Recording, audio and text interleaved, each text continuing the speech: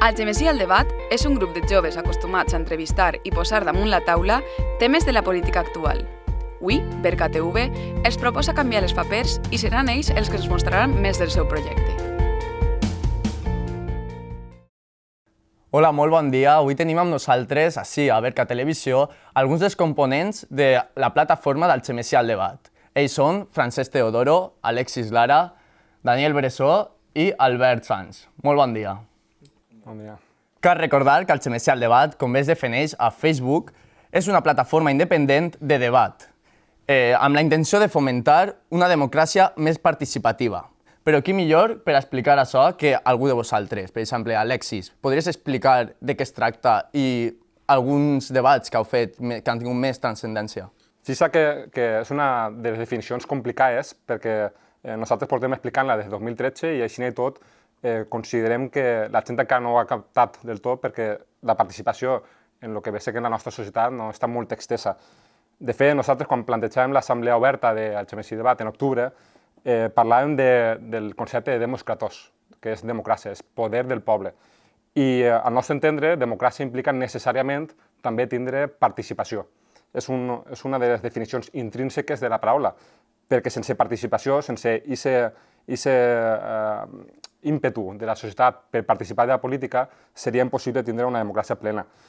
Nosaltres hem pensat també en la plataforma que la independència de la plataforma ha de ser garantitzada per la pluralitat de veus interiors. De res serviria que la plataforma fórem només 2 o 3 persones en unes inquietuds polítiques determinades i que al final estiguérem nosaltres plantejant els debats i plantejant les idees de la plataforma. Per això nosaltres des del principi diguérem més participació per a guanyar més pluralitat i no només més participació en els debats, sinó també més participació en les xarxes socials. Una de les nostres màximes era que els debats no podem plantejar-nos nosaltres perquè si ho fem així estaríem centrant una agenda pública que consideraria els nostres interessos. I per tant nosaltres diem, anem a plantejar que el debat elegeixen els propis ciutadans, que siguin ells els que a través de les xarxes socials ens diguen són aquests temes els que ens interessen i volem votar que en el nostre poble se parli sobre això i no sobre el que ve implícit en una ideologia política o en un pensar dels membres de la plataforma. A partir d'ahir, el primer que farem va ser en 2013, en febrer, plantejàvem un debat, el màxim plural que poguérem, en els joves de les plataformes polítiques juvenils d'ací del poble, on formaven part noves generacions, joves socialistes, joves d'Esquerra Unida i Més Veu Jove, que és la plataforma de Més Algemesí. En aquest debat plantejàvem un poc el tema de la crisi econòmica, de la crisi política que estàvem vivint i intentàvem que la gent no només veiera a aquests joves polítics debatir en una pluralitat de veus, sinó que a més el públic poguera preguntar i poguera debatir també contra i amb ells sobre aquest tema que s'estava plantejant. Hem fet també debats sobre mitjans de comunicació, sobre temes també molt d'àmbit local com les BCRs, que va tindre una gran acollida i de fet en les xarxes socials així va veure també, a part del debat que se va fer en el casino. Han fet també un debat sobre mercat, en les postures polítiques dels diferents partits, on se debatia si calia fer aquest mercat, no calia fer-lo i quins costos tenia per a la societat d'Algemesí. I una de les coses que també tingué molt d'èxit va ser un reportatge que farem sobre el tancament de Canal 9 i Radio Televisió Valenciana. En aquest reportatge nosaltres parlàvem amb 4 treballadors de Canal 9 i es plantejàvem preguntes que novament no eren nostres, sinó que eren també de la societat algemesinenca. En un dia que eixim al mercat es preguntaven directament què voleu preguntar-los a un treballador de Canal 9 i per què s'ha tancat. I nosaltres simplement traslladem aquestes idees i fem les entrevistes amb aquesta gent que estava treballant allí i que havia vist que se tancava Canal 9 sense molta gent del poble entendre per què havia passat això. El grup té en compte qüestions centrades en el poble i això té una limitació, que és que la gent únicament que ens pot afectar és d'Algemesí. Però així tot, Albert, per exemple, creus que ha tingut una gran repercussió?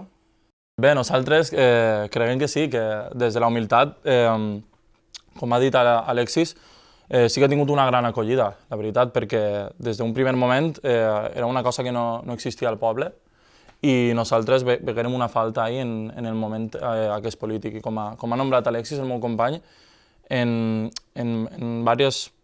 totes les plataformes que nosaltres tenim, en quant a Facebook, totes les xarxes socials, Twitter, el blog que nosaltres teníem també, i inclús a tots els debats que fèiem així a l'aula d'usos múltiples. Tinguem una gran acollida perquè n'hi havia molt bona participació, la gent veia que era una plataforma molt útil, que podia ajudar a construir el poble, podia ajudar a un poc promoure la confrontació d'idees entre les distintes ideologies polítiques i també, a part de la ciutadania, tant a la part online, com són les xarxes socials, com als debats, a l'assistència física, també hi hagué una gran acollida pels partits polítics. Uns més que altres entengueren molt bé de què es tractava la nostra plataforma i decidiren participar en nombroses vegades, tant en la part com a públic, com també tinc una pregunta per a vostè, que els va semblar una idea molt interessant, en els que ells se ficaven a disposició del poble per tractar d'explicar un poc els seus plans de futur com a partit i també ser preguntats pel poble en diferents qüestions polítiques.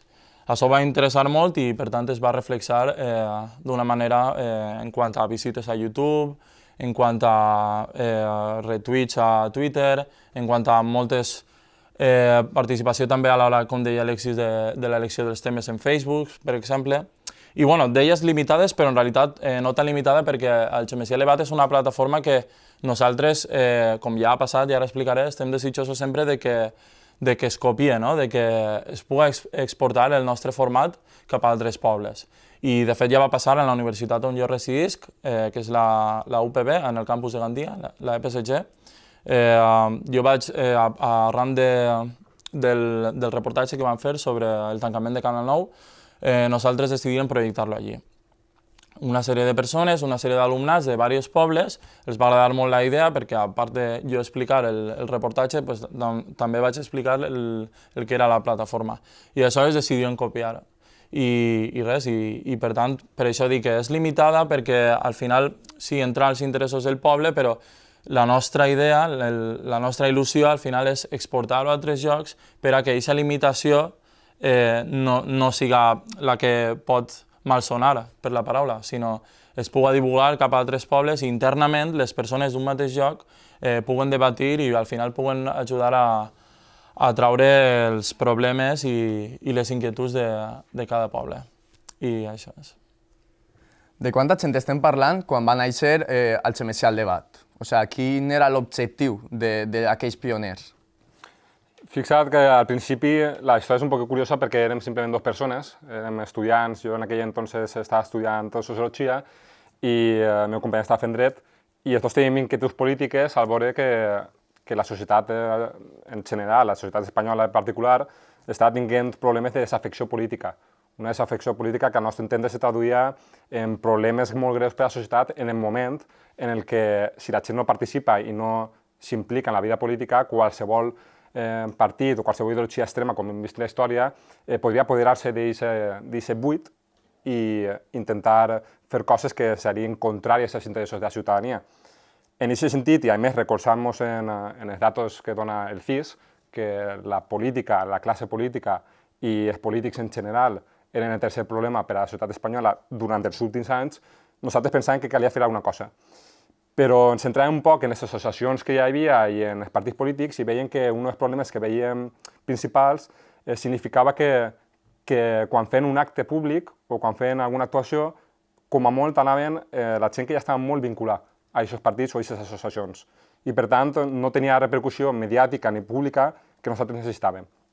Pensàrem a veure què podíem fer, pensàrem en que el nostre objectiu no era simplement quedar-nos en un ambient reduït de gent que li interessa la política, sinó que volien que fos una cosa molt més ampla i que la gent s'interessava per la política sense necessàriament pensar que això fos política.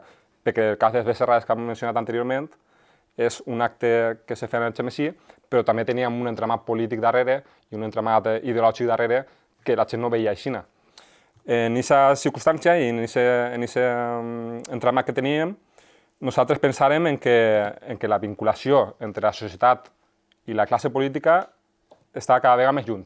Nosaltres volíem funcionar com a nexe que unira les dues coses, que unira les dues parts. En aquest sentit, llançarem un primer debat, com he dit anteriorment, en febrer de 2013, en el que farem el debat més plural que puguem fer, i intentarem que la plataforma estigui oberta des del principi, no només a la pluralitat de veus en les taules, sinó que també els membres de la plataforma fem plurals. Nosaltres tenim unes inquietuds polítiques particulars, una ideologia particular, i des del principi direm, aquesta és la nostra forma d'actuar i de pensar en la societat, volem que vosaltres formeu part perquè, si no, la plataforma se quedarà altra volta en el problema que s'ha indicat anteriorment, que arribaria només a un cercle molt mínim, molt xicotet, de gent que era el que estàvem fent a alguns partits o algunes associacions, i nosaltres no volíem imitar el model, sinó que volíem trencar en això i arrimar-nos a molta més gent. Sabem que últimament el Xemicial Debat no és que estiga passant per un moment difícil, però hi ha gent que se'n va. Però afortunadament hi ha gent que ve. Podríeu explicar quina és la situació actual? Com bé has dit, Joni, sempre ens hem trobat amb la problemàtica de que hi ha gent que va, que torna, que apareix o que desapareix. I si haguem de centralitzar el problema en dos tesis principals, és que ens trobem davant un grup conformat principalment per joves. Joves que, a més d'inquietuds polítiques, tenen altres implicacions i que, per tant, no disposen de tot el temps que ens agradaria. A això cal sumar el que és una tònica en la societat espanyola, el fet de transformar aquest descontentament social en una voluntat real de control polític, un pas de l'adolescència i del simplement protestar al proposar a la majoria d'edat. Ara donem gràcies que en aquest últim temps hem trobat que s'han adherit a l'agrupació tres joves que venen amb il·lusió i entusiasme d'aportar noves idees. I, a més, ens trobem davant un nou any que afrontem amb moltes ganes i amb una proposta renovada, que es centrarà sobretot en la voluntat d'implicar a més espectres, més actors, amb una major repercussió mediàtica a través del format digital. Però bé, de tot això ja anirem parlant i donant noves notícies. Aquesta nova generació que formaran els nous membres seguirá los pasos, anem a dir, de l'anterior al Xemicial Debat? Bueno, a ver, lo primero que hay que preguntarse es por qué hay una nueva generación, ¿no? ¿Por qué hay gente que está ahora más interesada en la política, gente que se está metiendo en otros grupos, que quiere saber qué es lo que pasa tanto en su país como en su localidad, que en este caso es Algemesí? Y todo esto viene dado un poco por el cambio que ha habido en España, ¿no? Por el cambio de políticas, de ideas, de formas de pensar. Estamos viviendo una etapa que estamos abriéndonos más opiniones, más ideologías, y esto pues lo queremos llevar lo queremos llevar completamente al grupo, al Xemicial Debat. Queremos participar, queremos que la gente opine, que la gente exprese sus opiniones, que se sienta identificado y que pueda tranquilamente pues decir lo que piensa. Queremos mantener, sí, la idea que teníamos anteriormente, pero lo que queremos es ampliarlo. Queremos tener más espectro político y todo eso, es decir, siempre se ha luchado por este objetivo, ¿no? Pero ahora ha venido favorecido por el cambio de política, por los nuevos partidos, por los acontecimientos políticos, tanto buenos como malos, ¿sabes? Han habido cambios políticos malos, como han sido los casos de corrupción, que también han hecho que la gente se interese, que quiera pelear por decir lo que piensa, por decir yo no estoy de acuerdo con esto, yo quiero que haya un cambio. Todo esto pues lo queremos recoger, lo queremos llevar a la televisión, llevar a donde podamos, llevar a las redes sociales, a llevarlo a la gente en general.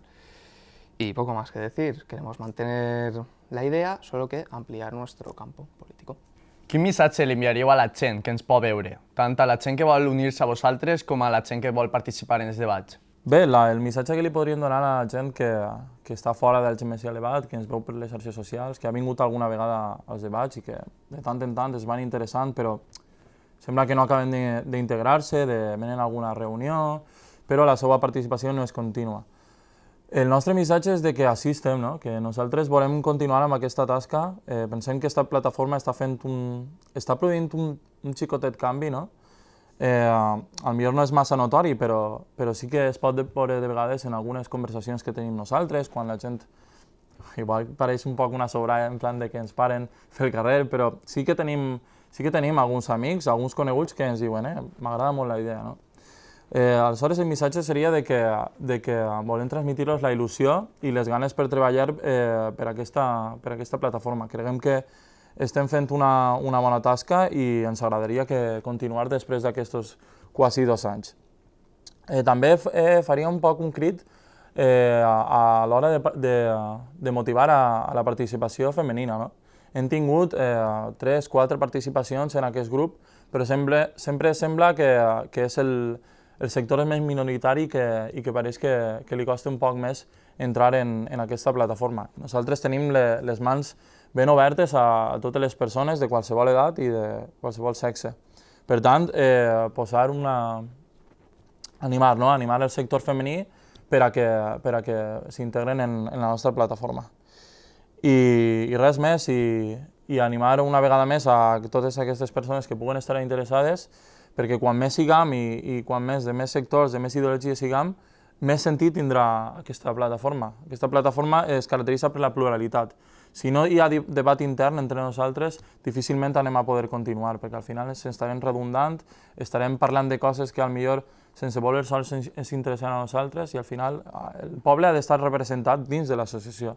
Si no, no anem a saber quins temes tractar, de quina manera, quines inquietuds tenen, i al final portar aquests problemes a debat, ja siga en els polítics, ja siga en el sector dels partits jovens dels partits polítics, i això. Per últim, podríeu dir quins són els requisits que necessiten les persones que volen participar en el XMC al debat? Mira, Joni, cal tenir sempre present aquesta idea principal, i és que el XMC al debat ha de ser un símil de la societat de la qual vol representar. Un símil i, sobretot, un altaveu de la mateixa, ja que, com bé ha dit Albert, necessitem poble, però poble no és necessàriament una persona formada, amb milers d'estudis o llicenciada. Poble és un conglomerat divers, múltiple, i que, en definitiva, sols vol sentir-se integrat, sentir-se que la seva veu té repercussió i forma part del conjunt total que finalment pren la decisió última. És per això i que, en definitiva, ens agradaria fer una crida a, com bé s'ha deixat anant entreveure al llarg de tota la entrevista, a la participació.